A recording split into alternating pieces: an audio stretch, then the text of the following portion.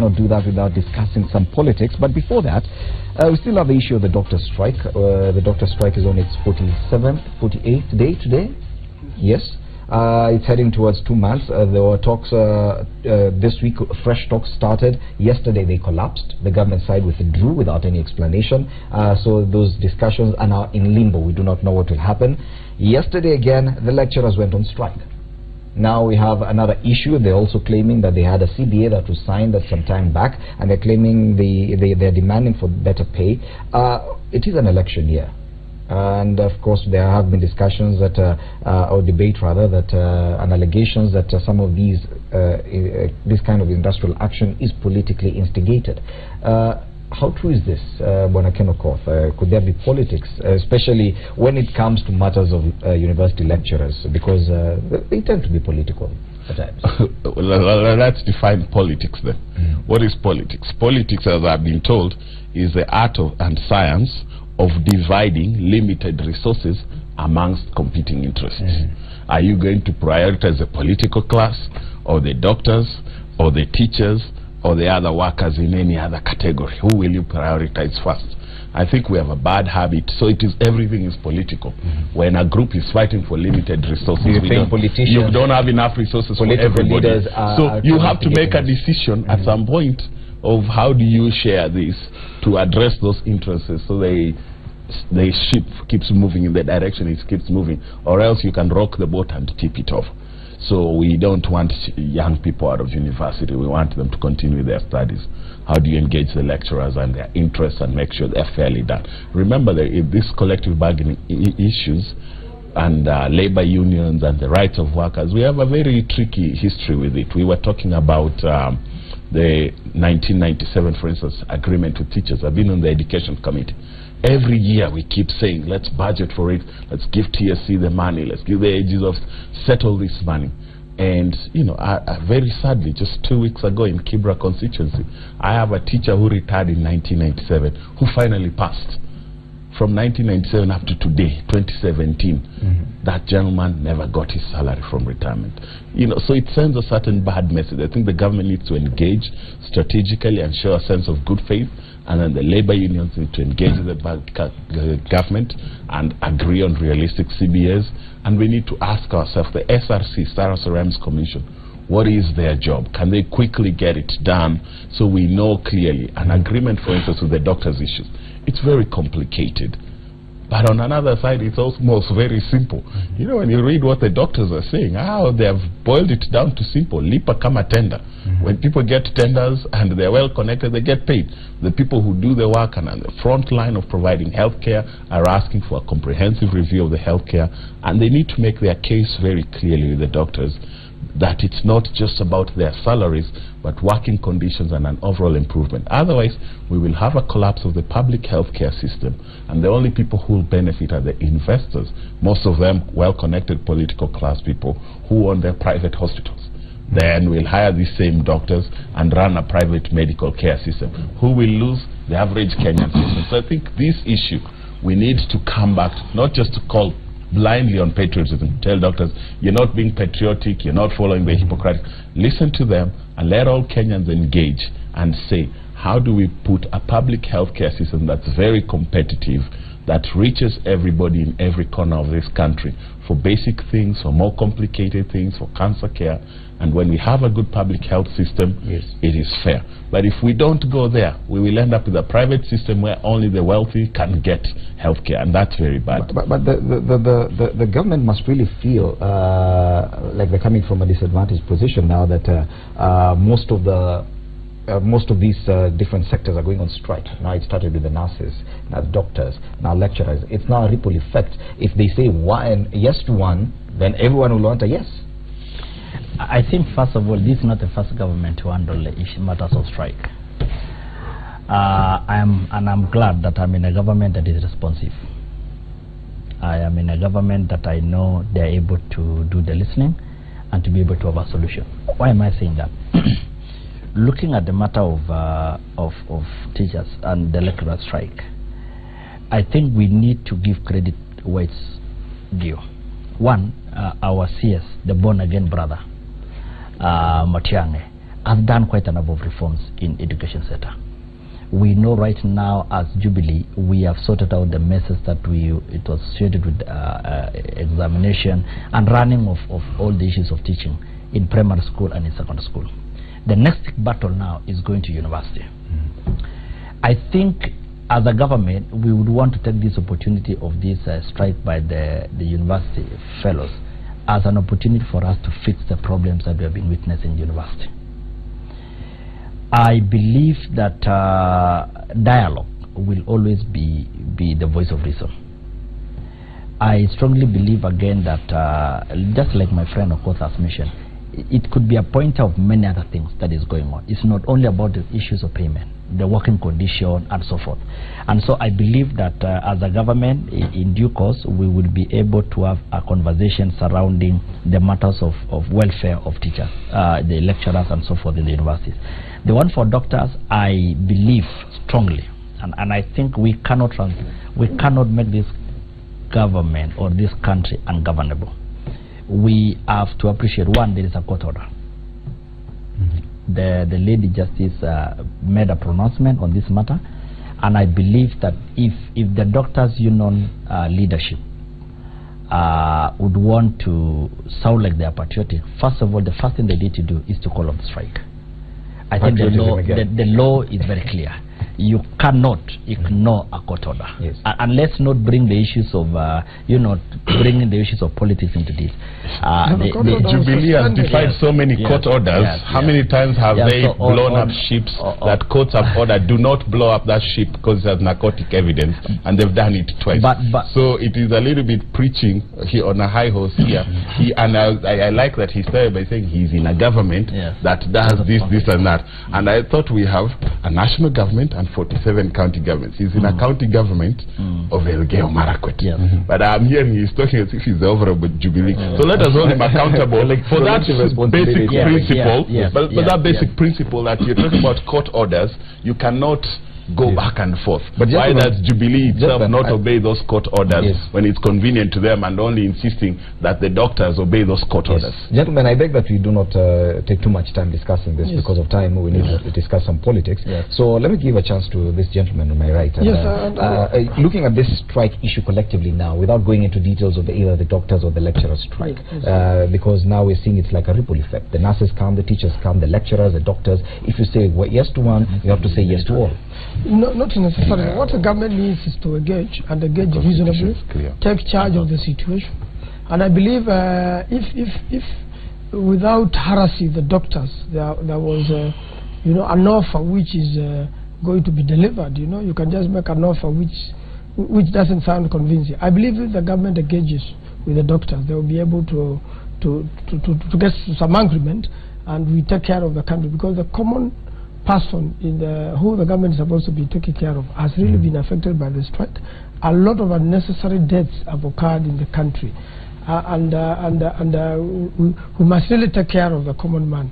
It should not become a bourgeoisie state there, that the real beneficiaries of the people of the government are only the rich and the privileged. The government should be actually for the poor. Those people you have just seen on television eating leaves, it should never have gotten to that. Yes, Bwana Zamaro. I think there are some things that have changed over time that needs to be put into perspective. When there were a lot of strikes and the schools being banned, people are saying, okay, there's a lot of indiscipline, and there's something that is, underneath that nobody is actually talking about. And somebody poignantly noted that we had 141 A's against 141 schools that were banned. I think at some point, if those statistics were to be interrogated. And eventually we came to learn it was about the cheating that was making people to react that way, so that the schools are closed, and so therefore exams are postponed or something like that. So they were trying to manage precipitate a crisis. And I want to imagine it's the same thing now with all these strikes.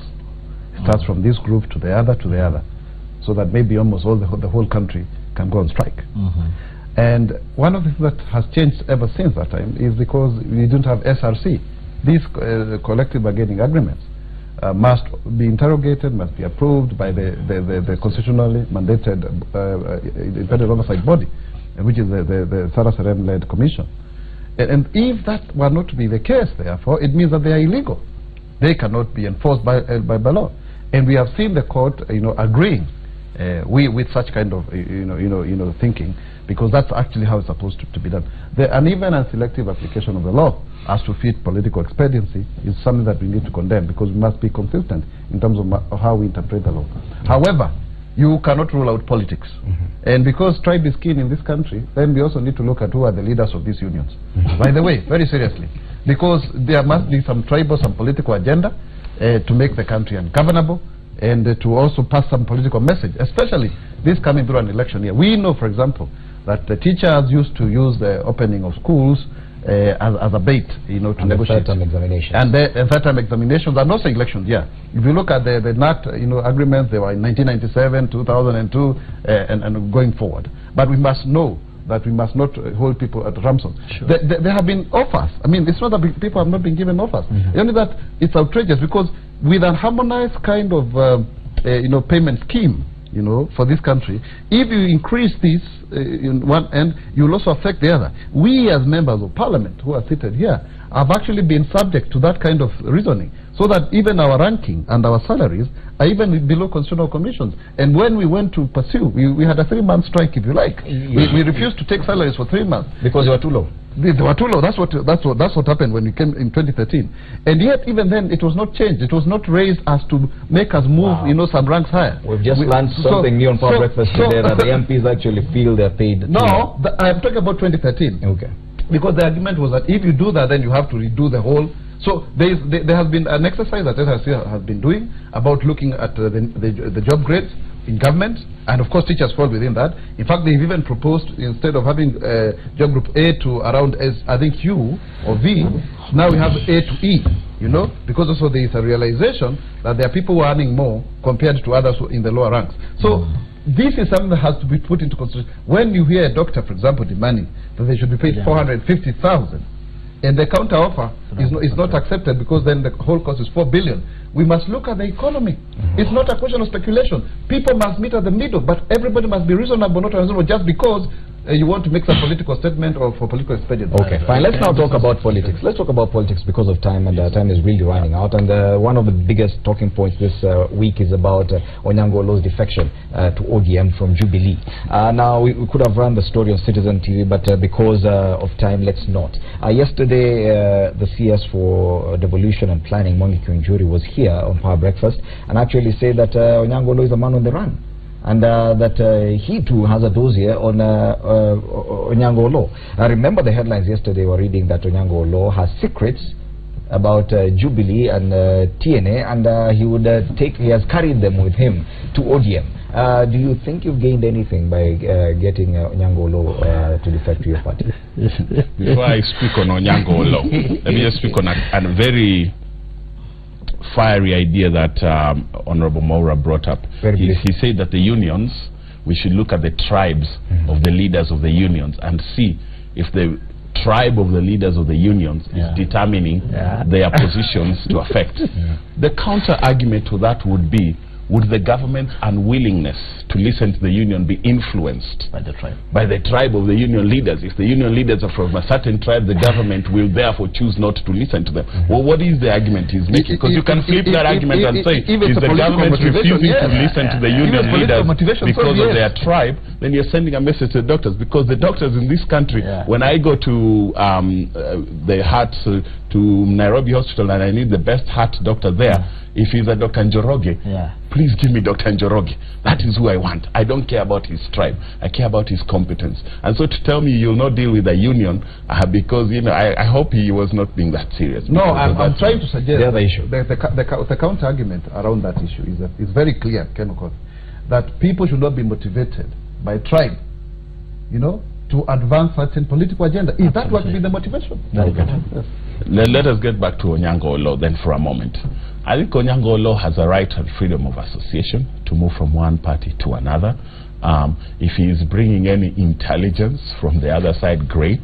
And I think the reaction by Jubilee to address him 3 days in a row might actually be building him more up. To me, when he first came, I just said, yeah, so you fell out with your party, or they've given you a raw deal, you feel you'll get it better this time. He won't be the first or the last to switch parties in Kenya. So I think the Jubilee response to him, the tone that Honorable Kiunjuri took, saying, we have a dossier to you, it sounded like blackmail. If you have a dossier on him and you're the minister, and one of the state corporations he was chairing falls under your docket, and you've been holding a secret file for him, you're also a conspirator. You know, I think he's incriminating himself. Are you a co-conspirator in the mistakes that Onyango Olo might have done in his last job? Yes. And why aren't you revealing that? So you're violating public trust by holding those secrets on his behalf. Go ahead and release. Let us know what mistakes he made, and go ahead and have him prosecuted. We will not defend him if he committed illegal things. Do you think Jubilee should just have ignored Onyango Olo and not said anything about his departure to ODM? I think for me, there is nothing extraordinary that Onyango Olo has done. He has just gone back home. But the reaction by Jubilee actually saying I made it there. Secondly, I want to hold Onyango Olo accountable on his very own words. He mentioned that I know Raila Amolo Odinga won 2013 elections, but he was not sworn in. Uhuru Kenyatta was sworn in. And down there is again saying that I am going to bring the same secrets that made Uhuru Kenyatta win for Raila to win. I mean, but earlier on you had already said Raila won, not Uhuru Kenyatta. He's confused. Oh, completely. Secondly is I do not want to comment about the dossier. Personally, I may not be privy to the issues of dossier, but I think Sakaja, who was the chairman of TNA, made a statement yesterday, and I want to challenge Onyango Olo whether he really believed in the cause at which TNA was in. The kind of talk that he's now giving, you know, mentioning that, oh, I know a lot of secrets, I know a lot of things. I think Onyango Olo should just come out very clear and said, I'm sorry, Kenyans. I think I was expecting to be picked as a chairman of Jubilee. It looks like people didn't consider me, and again I'm unhappy. Secondly, I'm pursuing some political I know he's running for an MP seat down there, so I think he should not just come and begin cheating Kenyans that he has a dossier or sort of. He should just say that my chances winning political office in Jubilee, in Nyanza, but not whether true or propaganda, surely he's managed to create some ruckus around his movement. From remember, he was just a Secretary General of TNA. He's not even a sitting politician, but his movement, just ODM, managed to get him headlines on both. They hunted the antelopes and other feces ate the meat. Reactions from cabinet secretaries as well. Yes, first of all, if the cabinet secretary Kiunjuri was to be serious, they would have prosecuted, and if they were serious about fighting corruption, they would have prosecuted Onyango Olo a long time ago. He would be in jail today. But they protected him, meaning they are together in crime.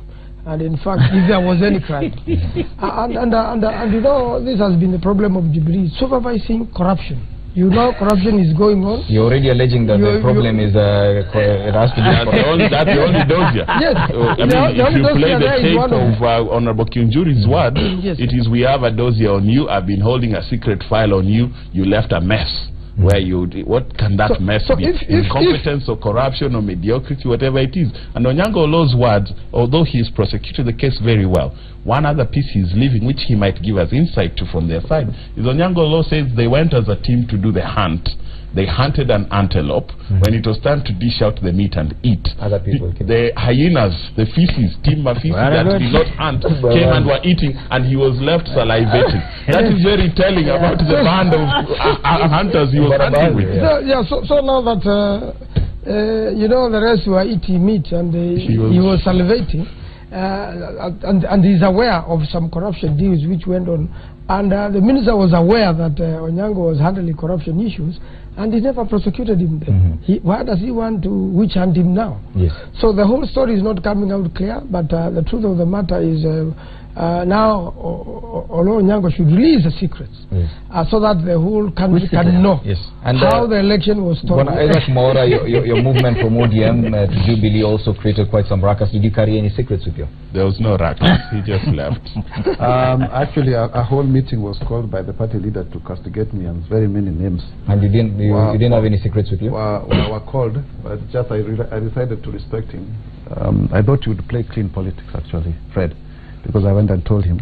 But later on, I was the first to be kicked in the butt, and I was even expelled from the party, and you know the whole story, even removed from parliamentary committees. And that's when, of course, I lost the respect that I thought I had for such an institution. The issue is Onyango Law. This issue, no, I have been a Mwaura in ODM. Those things don't work. Let me just say the truth. They don't. Let's not lie to ourselves. Onyango Law, Aluo in TNA. It doesn't work. It doesn't matter how loyal, how hard you work. By the end of the day, and that's why. In Jubilee? No, let me explain. That's why I say eventually you are saying within the tribe of prison. It's unfortunate. You have to as a head of the. Just listen. I'm saying my own personal experience, Fred. I have been there. I know what it means. People will always see you as this from this tribe, and so therefore, even when you look at this conglomeration here, look at our ethnic communities. You will clearly see those who are in CORD, they are the major tribes in CORD. Those who are in Jubilee, they are the major tribes in Jubilee. And it's across the political divide. It is not a reserve. It's not a reserve of any side of the political divide. So this idea of PR and cosmetics, some of us have tried to play nationalist politics. But we have realized that these nationalist politics are only a posture to advance the tribal agenda. And so therefore, you must not be used to look good on TV, looking like a flower boy, a flower girl. Let us just address the issues as they are. Onyango Law was questioned in terms of his own integrity around the monies collected during the TNA nominations. That's the truth, 213 million. I mean, it is open secret. We've had discussions with some of these people. And so therefore, every side of the political divide have secrets. Even me, I have a lot of secrets, that I came from with ODM, and I would want to spill them. Some of them I tried to. Are you threatening to spill the secrets? No, yeah, moved on, but I also have those secrets. As a leading ODM leader here, I want to speak something important. Honorable Mwaura, as we wrap up, yes. I regret and I empathize a little bit with some of your experience, but also I think intellectually it's sad that that's where you are and that's a conclusion you've taken. Because apart from your differences with the party leader and how you feel about him right now, okay, let us give you somebody else that's neutral. One of your greatest heroes, you've said many times, and was even at your wedding, Mwaura, is Peter Anyang' Nyong'o, the senator for Kisumu, our party secretary general for a long time. You and him had a tight relationship. Was it ever tribal? The things that you learned with him, the mentorship that you gained, that you say right now you cannot pick and connect on anything important for Kenyan interests with Peter Anyang' Nyong'o, because now you're in a different party and you see yourself as a Kikuyu and you're safer in a Kikuyu party called Jubilee. I think that would be absolutely disappointing. But you may have party problems with the party leader, but when you go to people like him, then I think because of time, I'll give you an opportunity to respond to that, but please make your final submissions and also mention something about the ultimatum that Kanu has given to their party leader. 2 weeks to decide, is it Uhuru Kenyatta or is it Jubilee? As you respond to that, plus your final submission. Thank you very much. I think, Ken Okoth, I want to respond to you and say, by the way, when it comes to Peter Anyang' Nyong'o, yeah, don't burn bridges. No. When it comes to Peter Anyang' Nyong'o, you will not hear me mention that guy, because even today, I want to tell you, Professor Peter Anyang' Nyong'o has been a political mentor. And that's a different person. And in fact, no. Listen, we are not talking about personal relationships here. I'm talking about the general, conglomeration of political architecture. The problem is that we want to lie to ourselves, Ken. We want to say that all is well, that it is actually possible. We must pursue that interest. But the truth of the matter is, you cannot be elected with the Jubilee in Nyanza. Okay. So Onyango Law is right. Mwaura cannot be elected with the ODM in Ruiru. And if that were to be the case, that's why I was even discriminated at Kasarani during the ODM elections, because I was a Kikuyu asking for too much to be Deputy Secretary General. Okay. It's a reality. Okay. Bwana Mwaura, Kanu, Gideon Moi, 2 weeks to... I think for Gideon has a dilemma, because by the end of the day, he has to make a decision on who to support. And I would want to ask Gideon Moi that really the best way is to ensure that you support President Uhuru Kenyatta going forward, and then 2022 is an open race, and I can assure you, Kenyans will elect leaders who deserve to lead. 2022 is an open race? It's an open race because obviously William Ruto will be the Jubilee candidate. I want to say that there should be, first and foremost, we are Kenyans, and Kenya is greater than all of us. But unfortunately, you know, the tribal card is it's really being used politically, and it's causing confusion to the younger generation. The best thing is the best interest of the country. But that notwithstanding, I think the Honorable Gideon Moi, Senator Gideon Moi, should be able to make up his mind. And it is not him to decide. It is the ruling organ of the party, which is the NEC. It is the ruling organ that has asked him to decide. Yes, so it should get back to them. It cannot be a decision of Gideon Moi alone. It has to be a decision of the party. And the party has organs and it has members.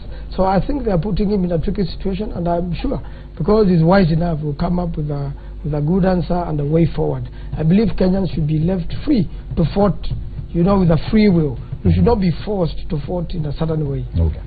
Speaker Piche. I think for me, I would like us to have a very honest conversation. What Honorable Maura said is basically that's the reality in Kenya. But again, I know for a fact that there is a tribe called young people. It is so unfortunate that when you talk of Olo, it is synonymous with ODM or CORD. When you talk of KIP, it's synonymous to, you know, Jubilee, and that is the unfortunate scenario that we have in Kenya.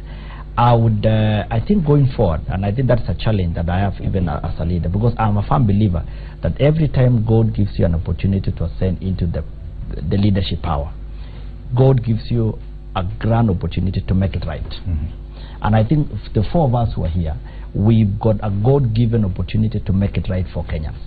It doesn't mean that if any other person have done it wrong, we should not be the people to stop it and do it right. I think for us, we really need to give hope to many Kenyans. I have young kids. My children don't know whether they are supposed to be Kalenjin or what, because for them, Kenya is a great nation more than a Kalenjin. And I think for Nyango Olo, he could have done that which many other Kenyans have been doing. One thing that somebody would ask is, why not join ANC? Why not join Kano? Why not join, Fort Kenya? And I think that is something that is still hanging around in Kenya. And I think Jubilee, for us, I believe that it's a non-tribal party. Gideon Moi? For Gideon Moi, I think my advice for him, and I know that is not at a crossroad. One, I believe that Gideon Moi wants to graft himself as a national leader. He has a future in politics. Secondly, there is the heart of Mzee, his father, Gideon. You know, Kano is synonymous with Moi, and Moi is Kano. So I know the reality is, at the end of the day, he has to go back to the father and ask the father, what is your dream and the vision for this party? I would say that for him, if CORD or NASA will go for Raila Amolo Odinga, I can almost bet on the national television that he might not go to CORD. Yes. But if NASA will pick Musalia Mudavadi as a flag bearer, I know it will be at 50-50. Secondly, on the matters of 2022, of course, I definitely want to challenge my friend Maura. For us, it's almost cast in stone. Yes. Coming from that region, we strongly believe that William Samoei Ruto, who is the current deputy president, would definitely be a flag bearer in 2022. Okay. And I know the Kalenjin elders are still in talk with many other leaders within the Rift Valley, Gideon Moi, one of them included, so that we can be able to support deputy president for 2022. But even for me, I strongly believe that I want to challenge again the people of Elgeyo Marakwet County in terms of voter registration. We are not doing good. Even nationally, we are not doing good. Our target as a county is supposed to be 3,000 per day. But as of yesterday, we were almost 1,500. So we are way below bar. Okay. And I think for Keyo South, I think I want to assure them that as a Jubilee aspirant for the Member of Parliament of Keyo South, we will be able to use this opportunity to unite other Kenyans. I would want to, you know, let's unite with the Kibra, Makueni, because at the end of the day, we are all Kenyans. Okay. And Kenya belongs to all of us. Thank you so much, Thank Speaker you. Kuchea. Finally, on the issue of Gideon Moi is being given 2 weeks to decide. Being given 2 weeks to decide, and it's also, I think, in the sense of coalition building and the architecture that Maura put there of our politics that's still very tribal.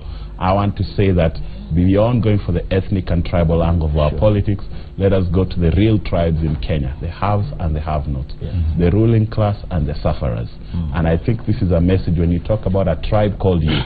We need to speak to those youth because they're the ones that can be used to cause conflict, and ask them, which government is promising you a policy that is realistic and that can be implemented? Jubilee has a track record. I like the question that used to be asked by Ronald Reagan, or was it somebody else? Are you better off today than you were 4 years ago?